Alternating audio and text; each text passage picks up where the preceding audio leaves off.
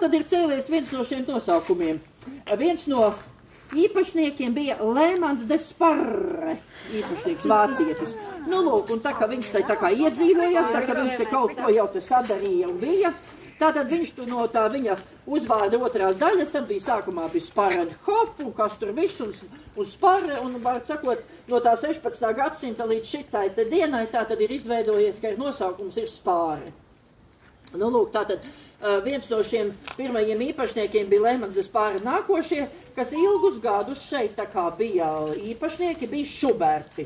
Tie bija tādi cienījami, 3 paudzēs šeit dzīvoja, un viņi tādi, nu, tādi cienījami bija. Par viņiem mēs te vēl šo to rīķējot paskatīsimies. Kas vēl tāds interesants šeit ir, tātad 1905. Gadā, tad, kad bija lielie zemnieku nemieri, tad visi, protams, viss ir vainīgi, un muižnieks ir pirmais vainīgs.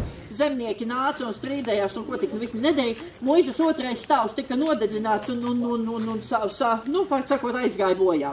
Bet 1915. Gadā šo te ēku atdeva valsts, paņēma savā īpašumā, un šeit ierīko izglītības iestādi. Sākumā tā bija patversme, kur mācījās visu apkārtnes bērni. Ar vienu vārdu sakot, 1915. Gadā ēka sāka darbu kā skola. Un pirms tam, protams, tiek atjaunota visa augšējā daļa.